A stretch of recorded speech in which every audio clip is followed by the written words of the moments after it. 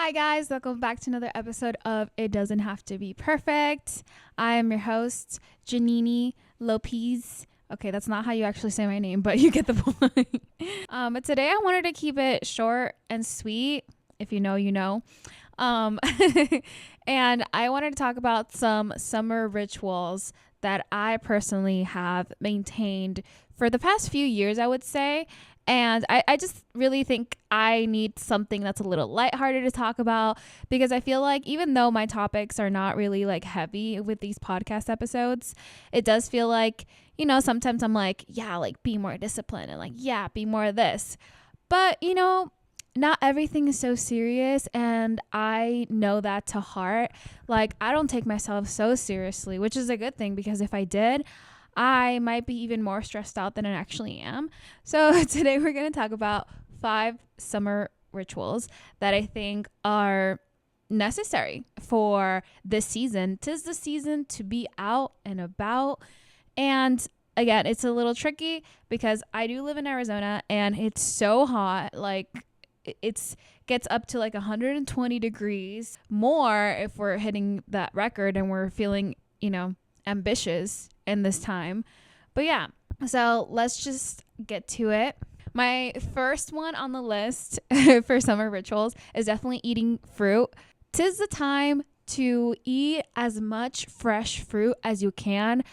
I don't know about you guys, but I am such a big fan of fruit during the summer because it's the prime season for fruit.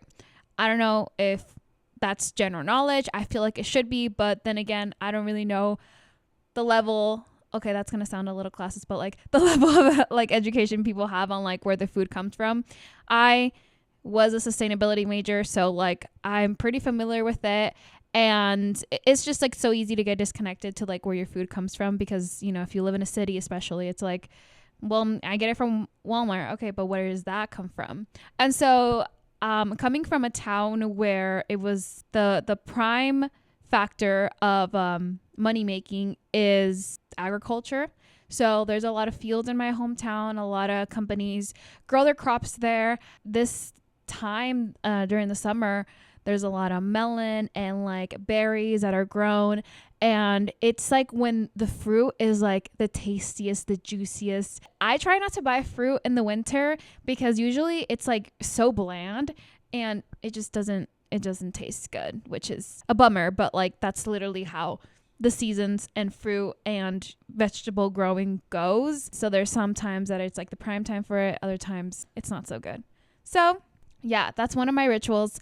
I always buy tons of fruit during the summer. I take advantage because it's when it's the best tasting. All right.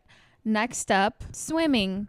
Okay, this is going to be so obvious because duh, it's the summer. You're going to go outside and you're going to go to the pools or you're going to go to the lake or you're going to go to the beach. So obviously this is a must. There's no argument about this because yes, you could pass up on the fruit because if you're not a fruit person, that's fine. You do you. But like you have to, if you find a large body of water, I want you to dive in there, okay? There's no excuses for you not to go in the water. Personally, I grew up close to like the Colorado River, and so this is not advised now because now we know that is quite contaminated. But I remember growing up, we would go there a lot and we would act like it's a public pool. And I remember always seeing like the little like guppies, the little fish. And we would just swim and put our heads under. And that was always fun. But like obviously we would also go to the public pool. And now it's like really clutch to have a friend that has a pool. And right now, like since I live in apartments, like I use the pools here and they're so nice and they're very, very clean. So they smell like, bleach constantly, which is not great, or chlorine, not bleach, potato. But yeah, they're like really clean and they it's just a good time, like with friends, with family, just getting out there, having some water on you and, maybe have a drink next to you. Tis literally the only good time of the year to do that. So that's one of my summer rituals. I'm always in a pool like every other week. Ideally it would be every week, but sometimes it is like damaging to the hair, so you don't want to like abuse of that too much, especially if you have long hair like I do. Well, for being a girl, yeah, I kind of have longer hair ish. But yeah. Okay, my third summer ritual is, not gonna lie, it might not apply to you if you don't wear makeup usually during the summer. I know some people just prefer to like just have sunscreen because it literally just like washes off. Like especially if you're like out and about, like your makeup will likely melt. And like especially here in Arizona, it's so hot. And so what I like to do, if I'm gonna do my makeup, I don't really put on blush during the summer, and I'll explain why. I like a more bronzy look during the summer. Like right now, I'm not wearing any blush at all, and that's because I do like that bronzy color. And like I think that even if my makeup were to kind of wash out because of the sweat, you wouldn't see a major difference because it's still like my skin tone and like my tan color. And I feel like it's more obvious when there's like pink on your cheeks and then you see like the little drop of sweat that like washes it all away, and like it's more obvious like the difference between your makeup and your skin. So that's kind of one reason why I don't really do blush in the summer. I just try to keep it as like natural to my skin tone as possible. I'm not saying that I don't have any like redness on my cheeks. I do, but it's like it's a different color from my Rare Beauty blush, if that makes sense. I also use a lot more sunscreen. I use this CeraVe like lotion that has sunscreen in it, and so I usually do that before my makeup, or if I'm not going to wear any makeup, I just use that specific brand because it's so good and I absolutely love it. That's what I use during the summer.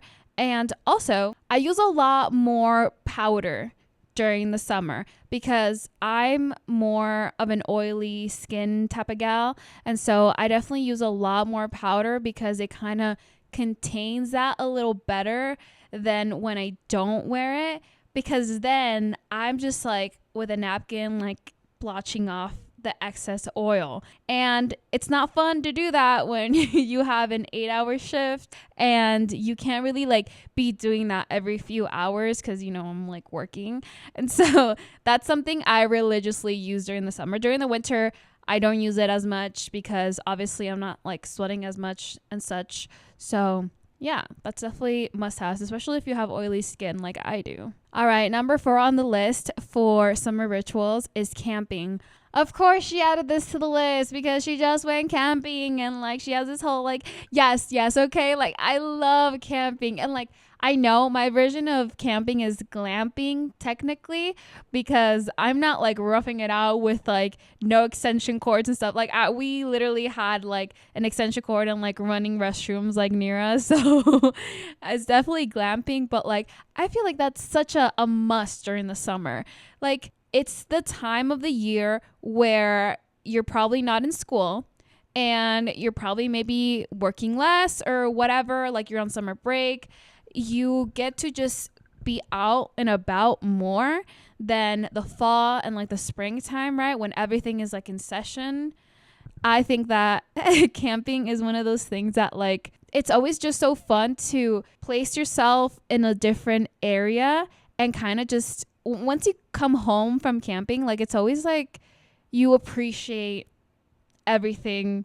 Like you appreciate your air conditioning more. You appreciate like having food in the fridge instead of having to like go and get ice and like make sure everything's cooled enough that we can actually use it, because it's like perishable goods and all that. And so that's one ritual that I really enjoy, especially because of all the activities and like just being in nature. I just love it. And I love that it's a chance for me to also get together with my family and bring my friends. I think that's an amazing and wholesome ritual. Like I know a lot of people during the summer will take advantage and like go to the clubs more and such. And like, that's not a bad thing at all. But like, if you want to do something different and if you want to do something fun and like wholesome, I definitely recommend camping or glamping. I mean, I'm not judging you because I do the latter. Okay, number 5 on the list. Hang out with as many people as you can. And what I mean by this is, again, school's not in session, things kind of slow down. There's more opportunities to do a lot of cool outdoorsy things, especially if you go up north. Like if I were to go up to Flagstaff and stuff, like, or Sedona, there's like a lot of hiking trails and just a lot of like cool nature revolving things that you can do. I think that especially like when school's in session and it's that time of the year when like Christmas, Halloween, all that is happening. Yes, you see your family, but like maybe not as much. And I would say like take advantage right now that like people are kind of like, it's like the slower season, and hang out with your family as much as you can. Hang out with your friends as much as you can. Just do something. Play board games. Go to an arcade. Go to the pool. Maybe go camping. But yeah, I definitely take advantage more of this time, especially like because a lot of things kind of slow down. Work is not as heavy. Well, depending on your career path, of course, and like where you're working. But like usually for most people kind of slows down. So that's when you really can get the ball rolling and just take advantage and spend quality time with your loved ones. Yeah, I feel like that's never something I regret. I never regret spending as much time as I can with my friends and family, especially considering that, you know, we're all like growing and we're all always like doing our own things. We have our own lives, but I still want to like keep them a part of mine, you know what I mean? And so yeah, that's definitely my fifth and most important summer ritual that I have. And I think I'm just going to end it here. Thank you so much for listening and watching. Don't forget to rate this podcast. And don't forget, if you're watching on YouTube, to subscribe for more.